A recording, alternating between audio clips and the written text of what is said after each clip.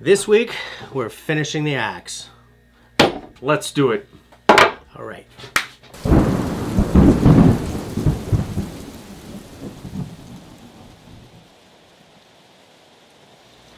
So hey there, friendlies.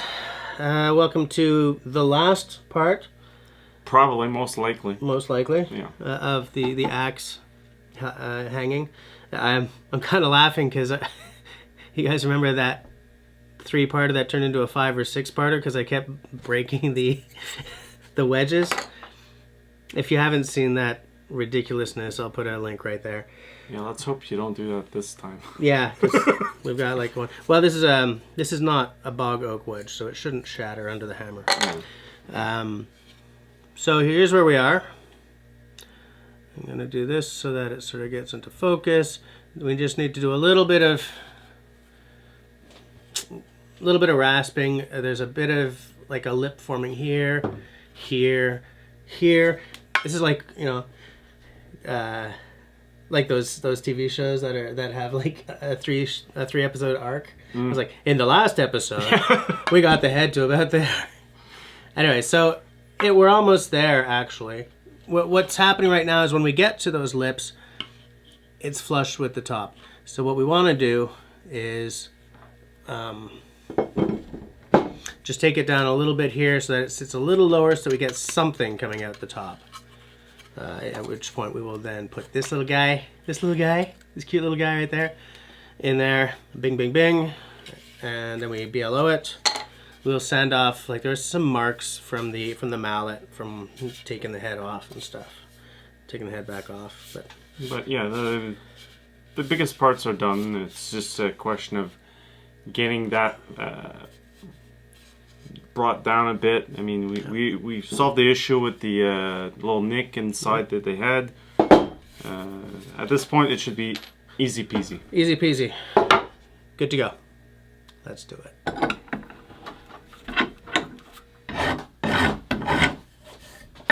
You know, now that I'm doing this, I'm thinking maybe a knife would be better. Maybe a knife? Yeah, just because I'm starting to hit the bottom, and it's hard to really get in there. So, yeah.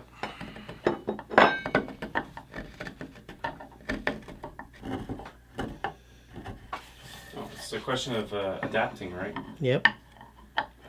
Well, that's the thing. This isn't the kind of thing where you just do, you know, I shall do X and it just goes. You know, you have to be a little nimble. You have to, you know, it's the same as when you're planing, and the grain suddenly changes on you. Right, you got to start graining from the other, you know, from the other side.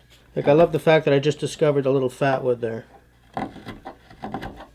Where? I'm just kidding. I don't know. What do you think? It'll definitely get us lower. I wonder if it's going to be low enough. Let's just see. This side seems pretty good. Okay, so see how tight that looks?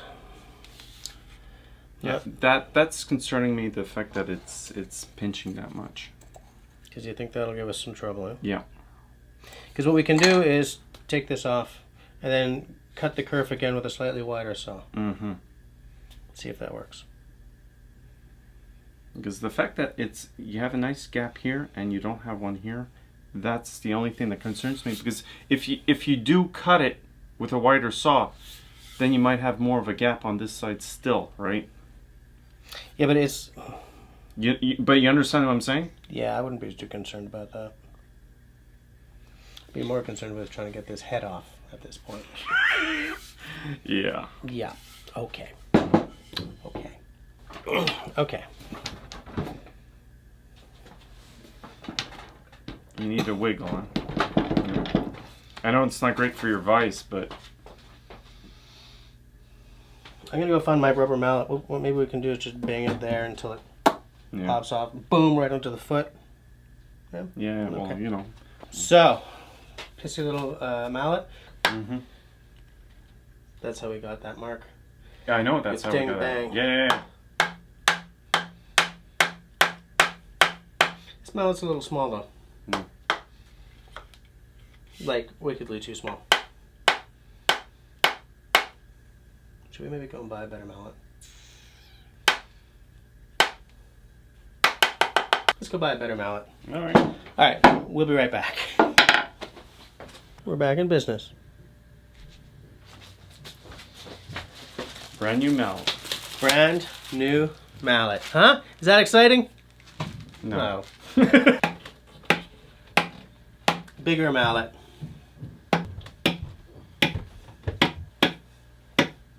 From now on, we're only doing axes that are like Pulaski's or something on the other side. Right. Or double bit. Doubles. Yeah. Actually, not a fan of the double bit, believe it or not. That's because you have no soul. You know, it's funny. The doubles I have don't make me love the format either. I mean, don't get me wrong, they look gorgeous, but on the more practical use, I'm like, I'd almost rather have 2 axes. I think that I kind of think that doubles are context specific. Mm. In that if you're blazing a trail or something, then it makes perfect sense because you're traveling. I don't know anything where you're like wandering through the forest and you're doing stuff. Because the thing about a good double is one side is not blunt, but it's a blunter angle, and that's the one if you're trying to get down around the roots and stuff. And one side is much more acute, and that's when you use for like limbing or something like that, or even just blazing a tree or whatever. Okay, we've shaken my vise to bits here. Yeah. So I don't Sorry, think that was my fault from last time. Damn you, sir. Yes. Damn you to heck. I guess you just have to make your new I just have workbench, to right? finish this. Yeah. Jesse, please get the. Oh, geez, look, I'm marking it up. Something fierce. It's okay. We'll just No big deal. wax on, wax off. That's right. Nothing a little sandpaper can't remove. Yep. Yeah, it's coming off. No, it's coming off. Okay, now we can. Yeah, probably. Right. All right. So what we're gonna do here? Let's get serious. Yeah. Let's get serious. What we're gonna do now is take a saw. I don't know which one. That one. No, let's try with this one first, just to see if it's. Just see the angle of the. Jesus. Come on, Serge, use that I strength. don't want to break nothing. There you go. It's all a question of how wide it is. Wide, yeah. well before you start, just look at the edge of the saw, right? If you look at the edge, like on the profile here, you see how much the teeth. That one will definitely move give up. us more than this, because this. Yeah. If you just look down like this, like. Yeah. Jesus, well, yeah, for sure, this one. What I'm going to try to do is sort of squeeze them together and not saw my hand. Yeah. Just to see if, because all I'm really using it for is the kerf to as almost like a file on the sides. Mm-hmm. But it's just I don't want to saw myself, so I'm being really Yeah, ginger. well, that's why I was thinking of the drywall saws, because they're a little bit more. You get a lot more control because it's smaller, right? Yeah.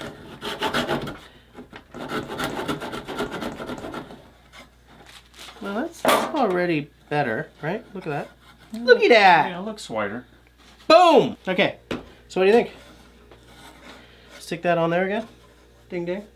Yes. Mm-hmm. Yeah. Yeah, let's do it. Let's do it. Oh, why don't we? You want to shave off just a little bit more?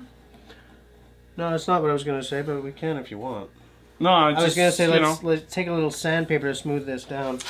120 will have to do. All right. It's definitely smoothing it out. It's going to help the having less resistance. Well, it's better because you know you don't get all these little ridges for water to get in and stuff and start to cause a little rot. Actually, this 120 is doing a pretty good job. Check it out. Like right here. Yep. Now the edge right on that side right there. Let's hang it. If it's fine, we take it off. We put a little oil. We rehang it. Mm-hmm. We drop a little oil down in there. There you go. Bop. And stick that. That's simple. Just go bop. Just Bop. bop. It's simple. Totally simple. I want to bring this baby home, sharpen it up a bit. And then take it out to the Yeah. woods. Look at that! Still pretty straight. Let's see it there. You got room? Yeah. Look at that. It's much better now. It's not pinching as much. It's not gonna. And so yeah, we're gonna be able to stick that baby in there. Boom, boom, just like that. Bickety bam, as Jay and Silent Bob would say. Actually, it's just Jay. Silent Bob says nothing. That's why he's Silent Bob. Come on, Jess. So you take that back off. I'll shave this down a teeny tiny touch. Okay. Just want to make sure I don't have it smash into the ground. Yeah, that would not be ideal. It would be distinctly non-ideal, in fact. It wouldn't really damage it. I realize it's concrete on the floor and everything, but You guys want to see something irritating? A little knot right there. Pick. It's gonna be fine. It's just obnoxious. yeah, it's obnoxious. And I know I'm gonna by use the being vise. obnoxious. Oh, you're gonna use the device? Yeah. You gonna use the nice little vise? The nice? Why am I talking? I almost smacked myself in the face. You also almost took me out. So, note to the viewers: do as we say, not as we do. Yeah. I'm trying something I saw on the Axe Junkies Facebook group. I'm gonna taper off the edges a little bit because, right? It's not a square; it's a round. Mm-hmm. And I saw on the Axe Junkies page that a couple of guys taper them a little bit this way because it takes some of the pressure off, and apparently it could help lessen the chances of breaking or cracking your eye. Your wedge. Yeah, your wedge. I've never tried it before, and this isn't my axe, so I don't really want to be too experimental. Somewhere in this room I have some nitrile gloves, but I don't know where they are. So we may just be stuck with paper towels and, hopes and prayers. Something real important about this stuff. Clear off your table. Okay. Two really important things about it. You don't just crumple up your rags or your paper towels and throw them away. You have to... Okay, can't find the nitrile gloves, so we're just going to hope for the best. We're going to do... I love how there's a shadow from the camera right there. We're going to put some blow on here. Yeah, we're definitely going to have to sand that up. Yeah. So we're going to put a little blow right on here. We're going to stick that on. But we're not soaking this. I just slap a little bit on. I would be interested to know, by the way, if you guys blow this when you're putting it on. I know a lot of people don't. In fact, I don't think I've ever seen Liam Hoffman do it or anything. So I just put a little bit on. Let's get this over there. On the right side. Yeah, on the right side. Okay, give it a little boppy.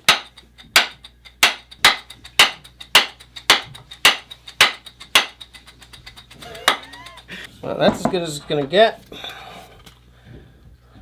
Look, it's sticking proud. Mm-hmm. That's what we'll do is we'll just there we go. Good enough. Stick a little yellow down in there. Stick this baby in there. Call it a winning combo. Now, one thing I'd like to do is chamfer this the kerf a little bit. I've never done it before, but I'm thinking it might help sort of to get the wedge in without Snapping it. anything untoward happening, shall we say? There's a lot of different philosophies in axe restoration, I have noticed. Not the least of which is glue or oil down the crack, you know. So I'd love to hear you guys, you know, what you guys think. Why did you have to use that term? Because I'd forgot the word kerf for a second there. And I'd like to know too, because the next axe I'm gonna hang, I'm not gonna have Jesse around. I'm gonna do it solo. Solo. But with, you know, the information I learned, like, you know, during these last few episodes. What do you think? Time to give it a try? Yeah. Okay. It looks a little flimsy here, and I'd be afraid to snap that. Yep. And that's just because of my own experience working with wood. It always happens to me. So. You're a little accident prone, eh? Kind of. A little accident prone.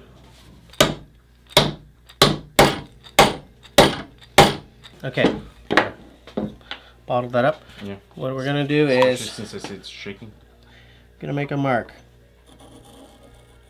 Okay. If this mark disappears as I tap, tap, tap, then I know I've still got a ways to go. So basically what I do is I just lean the pencil like this. Yeah. And I just do a straight line just like that. Yeah, it's starting to crack. We're good. We're good. To chamfer the edges a little bit. The reason you chamfer the edges is to keep them from splitting if you get like any kind of impact. Yeah. While we're at it, get a little bit of chisel action since it's a chisel knife.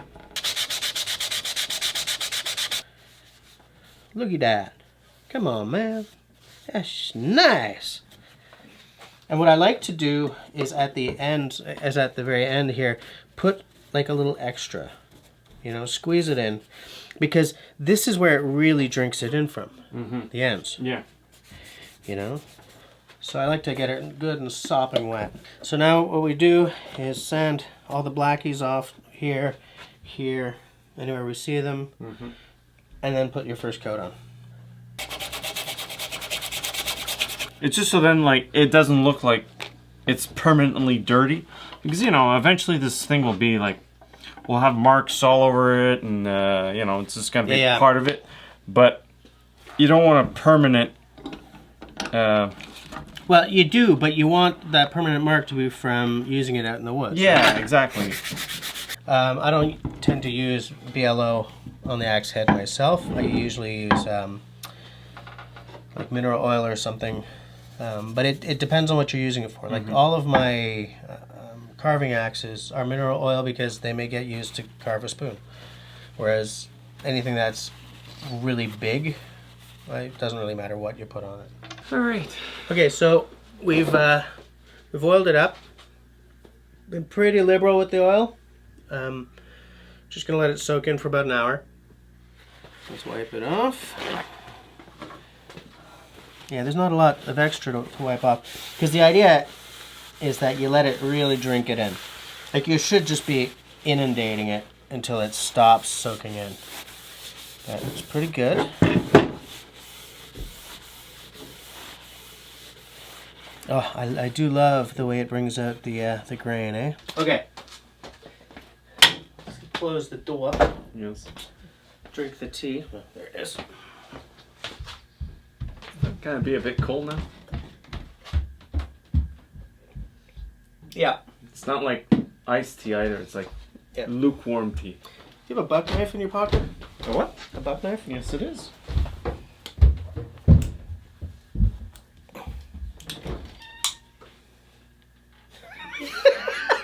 Thanks. So, yeah, what we're going to do is put another coating of...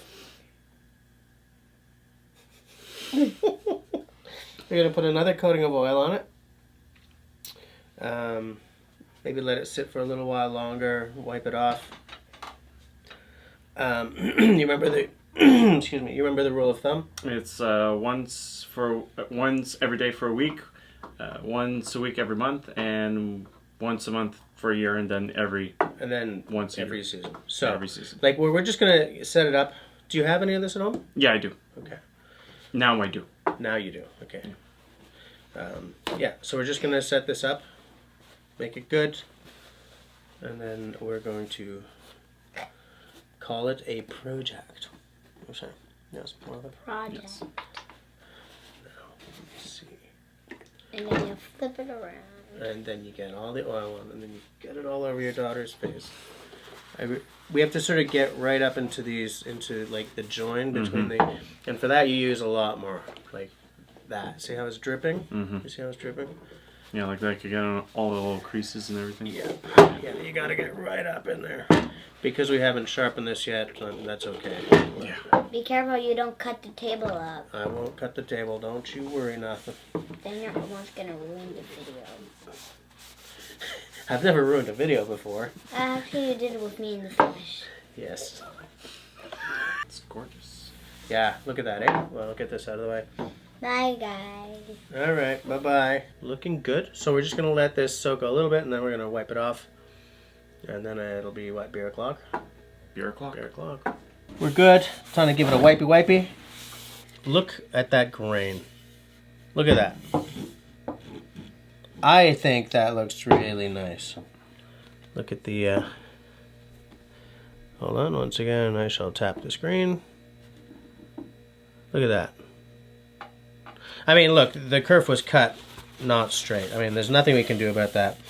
And when you get a store-bought handle, that's just the reality of it. There we go. Anyways, I think it's a nice job. Okay, so it is beer o'clock. We're gonna keep looking at this beautiful axe. Actually, Serge was just mentioning something about the Gransfors / Wetterlings / whatever, Scandinavian. Beer first, and then we'll beer talk about first. that. Yes. So I have from Microbrasserie Le Lèvre. Du lièvre, which is a hare. Yeah, it's a hare. A hare, you know, like a rabbity thing. Oddly enough, it looks like some sort of dragon on the label, but you know, I'm not gonna split hairs. That's the Frus from Mont Laurier, Quebec. This is a 5.4% alcohol, so it's pretty standard. Yeah, it's pretty standard. And it's a 341 ml. It's your typical North American beer bottle size. What I'm having is from Brasseur du Monde. I'm having Farmhouse Pale Ale. It's a 500 ml and it's 5.5% alcohol. So, neither of us have had either of these before. Nope. This is not a twist. Is that a twist? I don't think so. Let me just see here. Oh yes, it is. Yours is not. That's why I prepared that just in case. Good man. So are we gonna? So you're gonna pour perfectly, and I'm gonna make a hash of it again. Yeah. Well, at least today we didn't get anything on the table, on the axes, on the wedges, or nothing. So. Oh yeah, that's true. The wedge we used is full of beer. Yeah. We could call it a beer wedge. It's a beer wedge. Now I'm going slowly. I'm going slowly. I have more milliliters to get through than you do. True.